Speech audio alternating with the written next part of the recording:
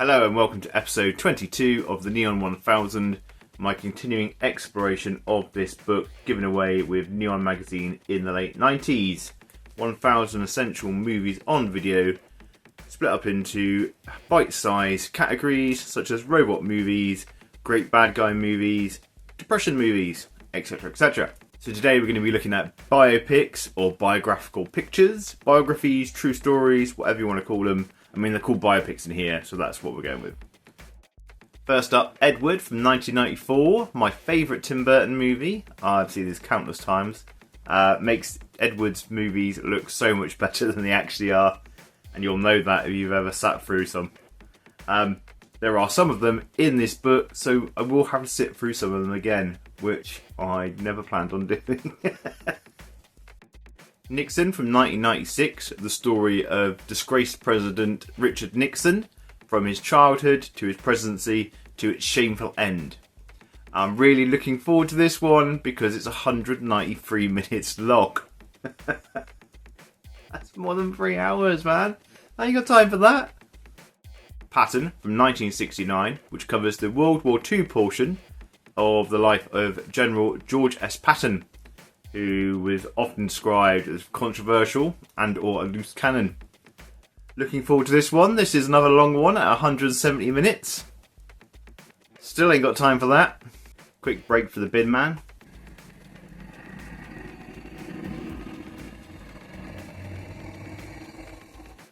Citizen Cohen from 1992, TV movie starring James Woods as Ray Cohen, the closeted lawyer at the heart of the McCarthy trials, basically prosecuting anybody who is believed to be un-American, aka commie scum. Better dead than red, I say. I Shot Andy Warhol from 1996, the story of 60s radical Valerie Solanas, who wanted Andy Warhol to make her film, but tried to murder him instead. As you do. This is one of those films that I caught numerous times, late night on Channel 4. Don't know if I've seen it all the way through, whether I saw it from the beginning or not. I have seen it several times though. The Doors from 1991. Now I've written down here another Oliver Stone biopic, which would make sense if I had said that Nixon was directed by Oliver Stone, but I didn't, so it doesn't make sense. So let's move on. Another Oliver Stone picture, this time about 60s psychedelic rock band The Doors, mainly focusing on frontman Jim Morrison. The music of The Doors was very much a part of my late teens, early 20s, sort of college era. I watched this film, coincidentally, the day I got back from Amsterdam, and the day I got back from the last festival I attended. Basquiat from 1996, starring a young Jeffrey Wright as artist Jean-Michel Basquiat. I probably murdered his name there. About his meteoric rise to popularity and his struggle with addiction and untimely death. It also features David Bowie as Andy Warhol. Frances from 1982, the story of Seattle actress Frances Farmer, about her alcoholism, mental collapse, abuse, later TV career, and untimely death. Untimely? I don't know.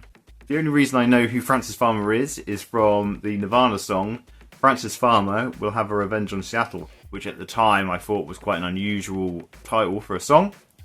Later I would find out that it was a real person, and even later still I would find out that Kurt Cobain wrote the song because he saw parallels basically with his life and Frances Farmer, and his wife Courtney Love actually wore a dress owned by Frances Farmer at their wedding. A Man for All Seasons from 1966, the story of nobleman Sir Thomas More, who went against Henry VIII, who wanted to get a divorce, and subsequently created the Church of England. And what's love got to do with it? What's love got to do with it? Got to do with it? The story of singer Tina Turner, her rise to fame, and her abusive marriage to Ike Turner. The one to avoid here is Ken Russell's Gothic from 1986, the fictionalised tale of Mary Shelley, who had a competition with various other authors of the day to write a horror story, which basically led her to write Frankenstein. So I've only actually seen 4 movies of the 10 on the list. I have seen all of them multiple times though. Does that make up for it? Probably not. So I Shot Andy Warhol, Edward, The Doors, and What's the life got to do with it? Yeah, flawless. So, which movies on the list have you seen? Which are your favourites? Let me know in the comments below. So long, farewell.